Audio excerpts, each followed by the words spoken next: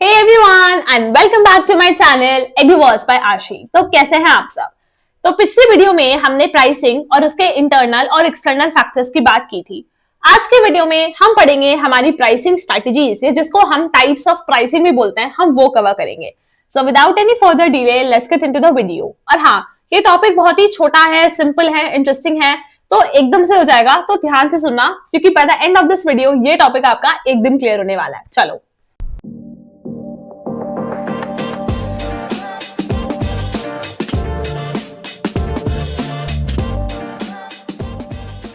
Okay, pricing strategies यानी कि कोई बिजनेस क्या क्या स्ट्रैटेजीज या क्या क्या तरीके अपनाता है अपने प्रोडक्ट के प्राइस को डिसाइड करने में। तो हमारी सबसे पहली प्राइसिंग स्ट्रैटेजी आती है प्राइस स्किमिंग। क्या होती है प्राइस स्किमिंग? तो वैसे तो मैंने आपको ये पिछली वीडियो में पढ़ाया था। क्या होती है प्राइस स्किमिंग? प्राइस स्किमिंग के अंदर बिजनेसेस सबसे पहले अपने प्रोडक्ट के प्राइस को ज्यादा रखते हैं और फिर विद टाइम यानी कि धीरे धीरे वो अपने प्रोडक्ट के प्राइस को कम कर देते हैं और इसी को हम बोलते हैं प्राइस स्किमिंग। अब वो ऐसा क्यों करते हैं? तो वो ऐसा इसीलिए करते हैं जिससे कि वो अपनी रिसर्च एंड डेवलपमेंट यानी कि जो भी उनका खर्चा हुआ है, मोटा खर्चा हुआ है रिसर्च और डेवलपमेंट में, वो उसको कवर कर सके और जिससे कि वो सबसे पहले उन कस्टमर्स को टारगेट कर सके जो प्रोडक्ट के लिए हाई प्राइस पे करने को भी तैयार है। इसीलिए प्राइस स्किमिंग के अंदर बिजनेसेस सबसे पहले अपने प्रोडक्ट के प्राइस को ज्यादा रखते हैं और फिर विद टाइम वो अपने प्रोडक्ट के प्राइस को कम कर देते हैं और इसी को हम बोलते हैं प्राइस स्किमिंग। राइट, रीड करते हैं अब इसको। So under this type of pricing strategy businesses initially set high price on their products and then gradually lower the price over time. ठीक है, और ऐसा वो क्यों करते हैं वो मैं आपको बता चुकी हूं ऑलरेडी। फिर हमारी दूसरी प्राइसिंग स्ट्रेटजी आती है पेनिट्रेशन प्राइसिंग। ये चीज भी हम डिस्कस कर चुके हैं पहले वीडियो में। क्या होती है पेनिट्रेशन प्राइसिंग? पेनिट्रेशन प्राइसिंग के अंदर बिजनेसेस उल्टा करते हैं, यानी कि इसमें पहले वो अपने प्रोडक्ट के प्राइस को कम करते हैं और फिर विद टाइम वो अपने प्रोडक्ट के प्राइस को बढ़ा देते हैं और इसी को हम बोलते हैं पेनिट्रेशन प्राइसिंग। अब वो ऐसा क्यों करते हैं? तो वो ऐसा इसीलिए करते हैं जिससे कि वो ज्यादा से ज्यादा कस्टमर्स को अपने पास अट्रैक्ट कर सके। इसीलिए वो पहले अपने प्रोडक्ट के प्राइस को कम रखते हैं और फिर वो उसको बढ़ाते हैं and that is known as penetration pricing. इसको भी रीड करते हैं। So under this type of pricing strategy, businesses initially set low price on their products and then gradually increases the price over time. ठीक है, तो दोनों strategies clear हो गई, price skimming and penetration pricing. चलो फिर हमारी थर्ड प्राइसिंग स्ट्रैटेजी आती है कॉस्ट प्लस प्राइसिंग। अब यहां से जो भी हम प्राइसिंग स्ट्रैटेजीज पढ़ेंगे ना, उन सब में आपको नाम देखकर ही पता चल जाएगा कि उसके अंदर क्या है। तो देखो क्या नाम है इस प्राइसिंग स्ट्रैटेजी का? Cost plus pricing. यानी कि इस प्राइसिंग स्ट्रैटेजी के अंदर बिजनेसेस अपने प्रोडक्ट का प्राइस अपनी कॉस्ट ऑफ प्रोडक्शन देखकर डिसाइड करते हैं। यानी कि इस प्राइसिंग स्ट्रैटेजी के अंदर बिजनेसेस क्या करते हैं? बिजनेसेस पहले अपनी टोटल कॉस्ट ऑफ प्रोडक्शन निकालते हैं। ठीक है, यानी कि उनका कितना खर्चा आया है किसी प्रोडक्ट को बनाने में, वो उसको निकालते हैं और फिर उसमें वो उतना प्रॉफिट जोड़ते हैं जितना उनको कमाना है, अपना डिजायर्ड प्रॉफिट जोड़ते हैं और ये करके वो अपने प्रोडक्ट का प्राइस डिसाइड करते हैं। ठीक है, और इसी को हम बोलते हैं cost plus pricing. Right, so under this type of pricing strategy businesses determine the price on their products by adding the fixed percentage of desired profit to the total cost of production. तो इस pricing strategy के अंदर businesses क्या करते हैं? Businesses पहले अपनी total cost of production निकालते हैं और उसमें वो उतना प्रॉफिट परसेंटेज जोड़ देते हैं जितना प्रॉफिट उनको कमाना है और ऐसे करके वो अपने प्रोडक्ट का प्राइस डिसाइड करते हैं। ठीक है, मैंने यहाँ पर फॉर्मूला भी अटैच कर दिया है, अगर आपको मतलब देखना है तो आप देख सकते हो। दो फॉर्मूलाज हैं, दोनों में से जो इजी लगे आप वो कर सकते हो। जैसे सबसे पहला फॉर्मूला आपका ये हो गया, मान लो कि मेरा किसी प्रोडक्ट को बनाने में 100 रुपए का खर्चा आया, तो 100 प्लस 100 इंटू मान लो मुझे 20% का प्रॉफिट कमाना है। ठीक है, ये मेरा डिजायर्ड प्रॉफिट है, तो 20/100 हो जाएगा। 100 से 100 कैंसिल, तो मेरा प्राइस क्या रखूंगी मैं प्रोडक्ट का? 120। ठीक है, तो ये हो गया। ऐसे ही दूसरा फॉर्मूला भी यूज कर सकते हो अगर आपका दूसरा इजी लग रहा है। टोटल कॉस्ट क्या है? मान लो 100 है, into 1 plus percentage of profit कितना है? 20%। 20/100 कितना हो गया यहाँ पे? ये 1/5। 1/5 कितना होता है? 0.2। तो 1 प्लस 0.2 करूंगी तो 1.2 हो जाएगा, तो 100 इंटू 1.2 करूंगी तो कितना आ जाएगा? 120। ठीक है, तो कॉस्ट प्लस प्राइसिंग में businesses total cost of production में परसेंटेज ऑफ प्रॉफिट ऐड कर अपना प्राइस निकालते हैं। और यहाँ पर ये दो फॉर्मूलाज मैंने अटैच करे हैं, दोनों में से जो इजी लगे आप वो पढ़ सकते हो। चलो, फिर हमारी नेक्स्ट प्राइसिंग स्ट्रेटेजी आती है कंपटीशन बेस्ड प्राइसिंग, या जिसको हम गोइंग रेट प्राइसिंग या बेंचमार्क प्राइसिंग के नाम से भी जानते हैं। अब ये क्या होती है, तो देखो क्या नाम है, कंपटीशन बेस्ड प्राइसिंग। यानी कि इस प्राइसिंग स्ट्रेटेजी के अंदर बिजनेसेस अपने प्रोडक्ट का प्राइस अपने कंपटीशन को देखकर निकालते हैं, राइट। यानी कि बिजनेसेस ये देखते हैं कि हमारे जो कॉम्पिटिटर्स हैं वो क्या प्राइस चार्ज कर रहे हैं, उसी हिसाब से वो अपने प्रोडक्ट का प्राइस निकालते हैं, and that is known as competition based pricing. जैसे एक एग्जांपल से समझाती हूं। देखो, मान लो ये पेन आप बना रहे हो और ये पेन आपका कॉम्पिटिटर बना रहा है, ठीक है। आपका कॉम्पिटिटर इस पेन को 50 रुपए में बेचता है, तो आप क्या करोगे, आप अपने पेन को 40 रुपए में बेचोगे, जिससे कि लोग आपके पेन को खरीदे। या फिर अगर मान लो आपका कॉम्पिटिटर पहले ही पेन को कम प्राइस में बेच रहा है, वो पहले ही अगर 40 में बेच रहा है, तो आप क्या करोगे, आप पेन को और कम में बेचोगे, आप 30 में बेचोगे, जिससे कि लोग आपके पेन को खरीदें। तो आप क्या कर रहे हो, आप अपने कंपटीशन को देखकर अपने प्रोडक्ट का प्राइस डिसाइड कर रहे हो, and that is known as competition based pricing. Clear है? So under this type of pricing strategy, businesses determine price on their products based on what competitors are charging. ठीक है? फिर हमारी next pricing strategy आती है value based pricing. अब ये क्या होती है, तो देखो इस प्राइसिंग स्ट्रेटेजी में बिजनेसेस अपने प्रोडक्ट का प्राइस ये देखकर डिसाइड करते हैं कि हमारे कस्टमर्स हमारे प्रोडक्ट को कितना वैल्यू करते हैं। जैसे देखो, एप्पल है, खाने वाला एप्पल नहीं, फोन वाला एप्पल। एप्पल को पता है कि कस्टमर्स हमारे ब्रांड को, हमारे प्रोडक्ट को बहुत हाई वैल्यू का मानते हैं, वो हमारे प्रोडक्ट को बहुत ज्यादा ऐसे यूनिक और प्रीमियम समझते हैं, इसीलिए एप्पल अपने प्रोडक्ट्स के लिए बहुत हाई प्राइस चार्ज करता है। लेकिन आप बाकी एंड्रॉइड ब्रांड्स ले लो, जैसे वन प्लस ले लो, वन प्लस को पता है कि कस्टमर्स हमारे ब्रांड को इतना हाई वैल्यू का नहीं मानते या इतना ज्यादा यूनिक या प्रीमियम नहीं समझते, इसीलिए वो अपने प्राइस को ज्यादा हाई सेट नहीं करता, और इसी को हम बोलते हैं value based pricing, right. So under this type of pricing strategy, businesses determine price on their products based on customers perceived value. यानी कि वैल्यू बेस्ड प्राइसिंग में बिजनेसेस अपने प्रोडक्ट का प्राइस ये देखकर डिसाइड करते हैं कि हमारे कस्टमर्स हमारे प्रोडक्ट को कितना वैल्यू करते हैं या कितना वैल्यूएबल समझते हैं, राइट।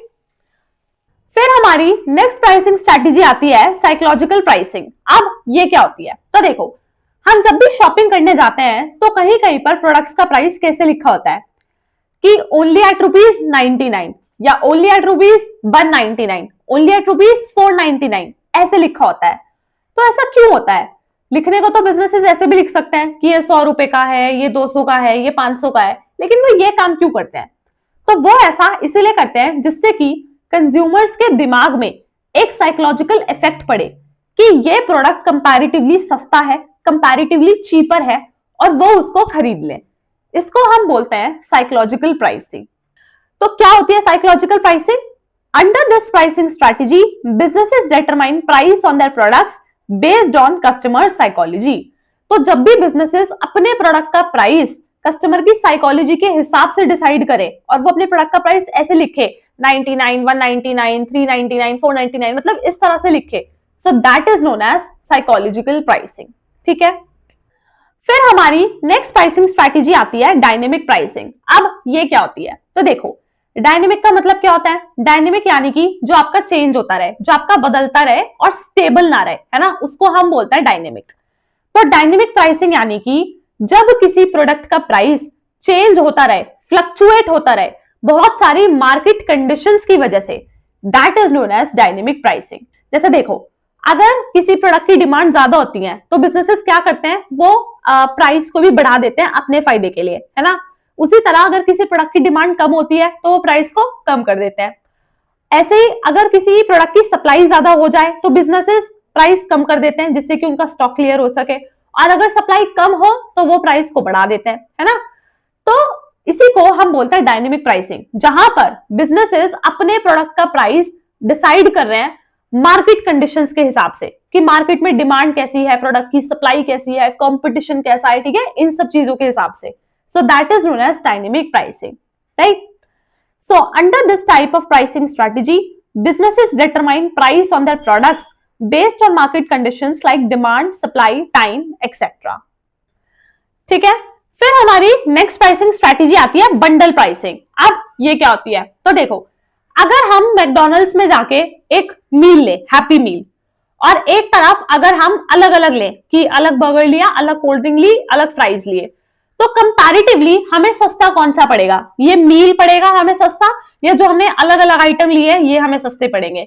ऑब्वियसली हमें मील सस्ता पड़ेगा, है ना, कॉम्बो सस्ता पड़ेगा। इसी को हम बोलते हैं बंडल प्राइसिंग, जहां पर बिजनेसेस बहुत सारे प्रोडक्ट्स का एक कॉम्बो बना के, एक कॉम्बिनेशन, एक बंडल बना के उसको कम प्राइस में बेचते हैं as compare to individual products. That is known as bundle pricing. So under this type of pricing strategy, businesses group the products and sell them at lower price as compared to selling each product individually. ठीक है, तो ये होती है हमारी bundle pricing. ये बहुत ही easy है सारी स्ट्रैटेजीज, आपको सिर्फ नाम देखना है, आपको नाम से पता चल जाएगा कि उसके अंदर क्या क्या हो रहा है। तो मुझे नहीं लगता कि ऐसा कुछ इसमें होगा जो समझ नहीं आ रहा होगा या जो डिफिकल्ट लग रहा होगा, है ना। फिर हमारी नेक्स्ट प्राइसिंग स्ट्रैटेजी आती है ज्योग्राफिक प्राइसिंग। अब ये क्या होती है, तो देखो, ज्योग्राफिक प्राइसिंग यानी कि जब किसी सेम प्रोडक्ट का प्राइस डिफर करे, वेरी करे डिफरेंट लोकेशंस पर, that is known as geographic pricing. जैसे देखो, अगर आप कोई बिस्लरी की बोतल खरीदो किसी प्लेन एरिया में, प्लेन रीजन में, तो वो आपको उतनी की ही पड़ेगी जितनी की उसकी एमआरपी है, यानी कि अगर 20 रुपए की बोतल है तो वो 20 की ही पड़ेगी। लेकिन अगर आप वही बिस्लरी की बोतल किसी माउंटेन एरिया पे खरीदो, यानी कि पहाड़ पे खरीदोगे, तो वही आपको महंगी पड़ेगी, है ना। तो इसी को हम बोलते हैं ज्योग्राफिक प्राइसिंग, जहां पर बिजनेसेस डिफरेंट प्राइस चार्ज करते हैं सेम प्रोडक्ट के लिए डिपेंडिंग अपॉन द लोकेशन। ठीक है, सो under this type of pricing strategy businesses set different prices for same product for different locations. तो ये होती है हमारी ज्योग्राफिक प्राइसिंग। क्लियर है? अब ज्योग्राफिक प्राइसिंग के अंदर हमारे पास 4 कॉन्ट्रैक्ट्स या कह लो 4 एग्रीमेंट्स आते हैं जो हमें पढ़ने हैं। ठीक है, वैसे तो ये इंटरनेशनल ट्रेड का पार्ट है, लेकिन थोड़ा इंपॉर्टेंट है और इजी भी है, तो एक बार इसको फटाफट से देख लेते हैं। क्या क्या है वो 4 कॉन्ट्रैक्ट्स? तो वो है हमारे पास barter, compensation deal, buyback arrangement और ऑफसेट। तो ये 4 हैं। तो सबसे पहले हम बात करते हैं बार्टर की। क्या होता है बार्टर? तो ये तो हमने इकोनॉमिक्स में पढ़ा था कि पहले जब पैसे नहीं होते थे तो लोग बार्टर करते थे, यानी कि सामान के बदले सामान दे देते। जैसे ये ए पर्सन है, ये बी पर्सन है, ए ने बी को चावल दिए, तो बी ने बदले में पैसे नहीं दिए, बल्कि बी ने बदले में गेहूं दे दिए, तो इसको हम बोलते हैं barter, right. So what is barter? Where goods are exchange for goods and no money is involved. ठीक है, अब इंटरनेशनल ट्रेड में ये कैसे काम करता है? तो देखो, जैसे मान लो 2 कंट्रीज हैं, एक है इंडिया और एक है ब्राजील, राइट। इंडिया ने ब्राजील को ना ऑयल दिया, ठीक है। अब ब्राजील ने इंडिया को बदले में पैसे नहीं दिए, बल्कि ब्राजील ने इंडिया को बदले में कॉफी दे दी। तो इन्होंने आपस में क्या किया? बार्टर किया। ठीक है, तो यह हमारा सबसे पहला कॉन्ट्रैक्ट या कह लो एग्रीमेंट जो ज्योग्राफिक प्राइसिंग के अंदर आता है। अब नेक्स्ट आता है हमारे पास कॉम्पेंसेशन डील। अब ये क्या होती है? तो एग्जाम्पल से समझते हैं। देखो, वही लेते हैं हम अपनी कि 2 कंट्रीज हैं, एक है जैसे मान लो यूरोप और इसको ब्राजील ही रहने देते हैं। ठीक है, 2 कंट्रीज हैं, यूरोप और ब्राजील। अब यूरोप ने ब्राजील को मान लो एक एयरक्राफ्ट दिया $600 मिलियन का। ठीक है, कितने का? $600 मिलियन का। तो ब्राजील ने यूरोप को $400 मिलियन तो कैश में पे कर दिए। ठीक है, यानी कि $400 मिलियन तो उसने कैश दे दिया, और बाकी कितने बचे? $200 मिलियन। $200 मिलियन की ब्राजील ने यूरोप को कॉफी दे दी। तो इसको हम क्या बोलते हैं? कॉम्पेंसेशन डील, जहां पर एक कंट्री दूसरी कंट्री को कुछ पेमेंट कैश में कर देती है और कुछ का वो सामान दे देती है उसको। ठीक है, तो ये होता है हमारा compensation deal. So what is compensation deal? Where a part of payment is made in cash by a buyer country and the remaining payment is done in the form of goods and services. Simple है। फिर हमारा third contract या agreement कह लो, वो आता है buyback arrangement. अब ये क्या होता है? तो अगेन इसको एग्जांपल से समझते हैं। देखो, जैसे 2 कंट्रीज ले लेते हैं, एक ले लेते हैं इंडिया और एक ले लेते हैं हम नेपाल, राइट। अब देखो, मान लो इंडिया ने नेपाल को ना एक प्लांट दिया, एक मशीनरी दी। ठीक है, किस चीज की? मान लो केमिकल बनाने की, केमिकल प्लांट दिया। ठीक है, अब नेपाल ने क्या किया? नेपाल ने इंडिया को बदले में पैसे नहीं दिए, बल्कि नेपाल ने इंडिया को उतनी वैल्यू का केमिकल दे दिया जो उस प्लांट से या उस मशीन से प्रोड्यूस हुआ है, ठीक है। इसको हम बोलते हैं बायबैक अरेंजमेंट, जहां पर जो बायर कंट्री होती है वो सेलिंग कंट्री को कुछ भी पैसा नहीं देती, बल्कि वो बदले में क्या दे देती है, जो भी प्लांट और मशीन से प्रोड्यूस हुआ है गुड वो उसको देती है, ठीक है। तो ये होता है हमारा buyback arrangement. So what is buyback arrangement? Where one country sells a plant or machinery to another country and in return takes the payment in the form of goods produced by that plant or machinery. ठीक है, ये होता है। फिर last आता है हमारा offset. क्या होता है ऑफसेट? तो अपना वही लास्ट एग्जांपल लेते हैं हम, जैसे इंडिया है, नेपाल है। इंडिया ने नेपाल को प्लांट दिया, मशीनरी दी, और नेपाल ने मान लो कि उसकी पूरी पेमेंट कैश में कर दी, यानी कि जितने का भी प्लांट और मशीनरी आई थी नेपाल ने पूरा पैसा चुका दिया। और इंडिया ने क्या किया, इंडिया ने कुछ पैसा नेपाल में ही लगा दिया, तो इसको हम बोलते हैं ऑफसेट। जहां पर जो बाइंग कंट्री है वो सेलिंग कंट्री के सारे पैसे कैश में दे देती है और सेलिंग कंट्री अपना कुछ पैसा उस कंट्री में लगाती है, ठीक है। तो ये होता है हमारा offset. So what is offset? Where a seller country receives the full payment from the buyer country in the form of cash and also agrees to spend some money in the buyer country, right? तो ये हमारे 4 contracts या कह लो 4 agreements under geographic pricing. कौन से? Barter, compensation deal, buyback arrangement और offset. I hope it is clear to you. फिर हमारी नेक्स्ट प्राइसिंग स्ट्रेटेजी आती है प्रीमियम प्राइसिंग। अब ये क्या होती है? तो नाम से ही हमें पता चल रहा है, प्रीमियम प्राइसिंग यानी कि जहां पर बिजनेसेस अपने प्रोडक्ट्स का प्राइस काफी हाई रखें, हाई सेट करें, जिससे कि वो ये दिखा सके कि हमारा प्रोडक्ट काफी यूनिक है, प्रीमियम है और एक्सक्लूसिव है, ठीक है। जैसे जो आपके बड़े बड़े लग्जरी ब्रांड्स होते हैं, जैसे आपका डियोर हो गया, लुई विटॉन हो गया, आपका एप्पल हो गया, ये जितने भी ये बड़े बड़े लग्जरी ब्रांड्स हैं, ये अपने प्रोडक्ट्स के प्राइस काफी हाई रखते हैं, जिससे कि दिखा सके कस्टमर्स को कि हमारा ब्रांड या हमारा प्रोडक्ट बहुत यूनिक है, प्रीमियम है और एक्सक्लूसिव है। तो ये कौन सी स्ट्रैटेजी फॉलो कर रहे हैं? Premium pricing strategy, right. Under this pricing strategy businesses set high price on their products to represent uniqueness, exclusivity and luxury. Clear है? फिर नेक्स्ट प्राइसिंग स्ट्रैटेजी आती है हमारी इकोनॉमी प्राइसिंग। तो ये प्रीमियम प्राइसिंग का उल्टा है। प्रीमियम प्राइसिंग में बिजनेसेस हाई प्राइस सेट कर रहे हैं अपने प्रोडक्ट्स का, और इकोनॉमिक प्राइसिंग में उल्टा हो रहा है। इकोनॉमिक प्राइसिंग में बिजनेसेस अपने प्रोडक्ट्स का प्राइस लो सेट कर रहे हैं, जिससे कि वो ज्यादा से ज्यादा कस्टमर्स को अपने पास अट्रैक्ट कर सकें, ठीक है। So what is economic pricing? Under this pricing strategy businesses set low price on their products to attract a large customer base, ठीक है। फिर हमारी नेक्स्ट प्राइसिंग स्ट्रैटेजी आती है freemium pricing.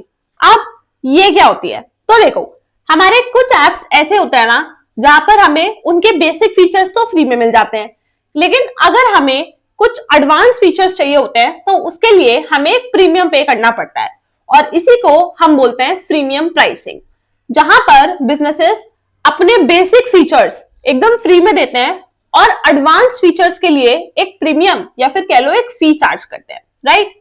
So that is known as premium pricing. So under this pricing strategy, businesses offer basic features of a product for free and charges a premium or fee for advanced features. Clear है? और हमारी last pricing strategy जो हमें पढ़नी है वो है promotional pricing. अब ये क्या होती है? तो देखो, इस प्राइसिंग स्ट्रैटेजी के अंदर बिजनेसेस ऐसे तरीके अपनाते हैं जिससे कि उनके प्रोडक्ट और सर्विस का प्राइस कुछ टाइम के लिए कम हो जाए और उनकी सेल्स बूस्ट हो जाए। इसको हम बोलते हैं प्रमोशनल प्राइसिंग। जैसे जब बिजनेसेस डिस्काउंट्स देते हैं, या जब वो सेल लगाते हैं कि 10% ऑफ, 50% ऑफ, या जब वो by one get one offers देते हैं कि अगर एक ये लोगे तो इसके साथ ये फ्री है। तो जब वो ऐसे कुछ तरीके अपनाते हैं जिससे कि उनके प्रोडक्ट और सर्विस का प्राइस टेम्परेरीली कम हो जाए और उनकी सेल्स बूस्ट हो जाए उस पीरियड में, उसको हम बोलते हैं promotional pricing, right. So what is promotional pricing? Under this pricing strategy, businesses temporarily reduce the price on their products to boost their short-term sales. It involves discounts, coupons, buy one get one offers, जिसको हम BOGO offers भी बोलते हैं, and free samples, etc. तो ये होती है हमारी प्रमोशनल प्राइसिंग। तो ये थी हमारी सारी प्राइसिंग स्ट्रेटजीज। वैसे तो और भी काफी होती हैं, लेकिन सबसे ज्यादा कॉमन और इंपॉर्टेंट यही है जो हमने कवर की है। अब मैंने आपके लिए यहाँ पर एक छोटा सा मैच द फॉलोइंग अटैच करा है। अगर आपको सारी प्राइसिंग स्ट्रेटजीज अच्छे से समझ आ गई होंगी तो इसको सॉल्व करना, और इसको सॉल्व करके रिप्लाई मेरे को नीचे कमेंट सेक्शन में दे देना। नेक्स्ट वीडियो में हम अपना मार्केटिंग मैनेजमेंट के साथ कंटिन्यू करेंगे, और हमने अभी तक प्रोडक्ट प्राइस अपने 2P अच्छे से कवर कर लिए हैं, अब हमारे 2P बचे हैं, प्लेस एंड प्रमोशन, हम उनके साथ स्टार्ट करेंगे। तो चैनल के साथ ऐसे ही बने रहना, सीरीज को एकदम एंड तक देखना, क्योंकि आई कैन बेट यू अगर आपने पूरी सीरीज एंड तक देख ली तो मार्केटिंग मैनेजमेंट आप कभी नहीं भूलोगे। और अगर ये वीडियो भी अच्छी लगी हो तो चैनल को सब्सक्राइब कर देना and also like, comment and share the video, क्योंकि आपके सपोर्ट और सब्सक्राइब से मुझे बहुत मोटिवेशन मिलता है to give you such quality content.